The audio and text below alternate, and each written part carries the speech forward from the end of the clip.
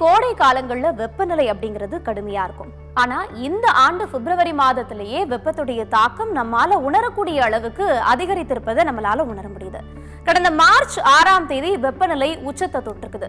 March 6 நுங்கம்பாக்கத்துல 36.4 degree Celsius வெப்பம் பதிவாகி இருக்குது. இது சராசரியா ஒரு நாளுக்கான இயல்பை விட கிட்டத்தட்ட 3.6 டிகிரி செல்சியஸ் அதிகம் அப்படின்னு சொல்றாங்க.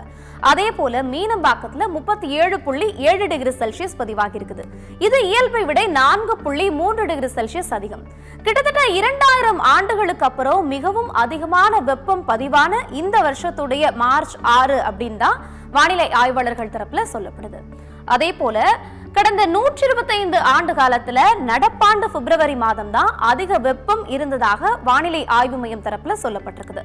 தமிழ்நாட்டுல கோடை காலத்துல வெப்பத்துடைய தாக்கம் அதிகமா தான் இருக்கும். இது யதார்த்தமான ஒரு சூழல்.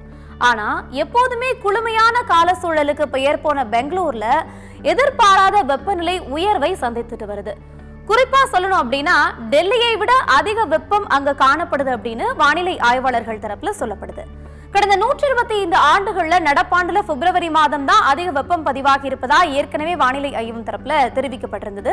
இதற்கான என்ன காரணம் அப்படின்னு பார்க்கும்போது வடக்கு குளிர்காற்று இல்லாத, அதாவது வடக்குல குளிர்காற்று இல்லாதது, எல்னினோ போன்ற உலகளாவிய காலநிலை போன்ற காரணிகளால வெப்பத்தின் தாக்கம் தொடர்ந்து அதிகமாக இருக்குது அப்படின்னு நிபுணர்கள் தரப்புல சொல்லப்படுது.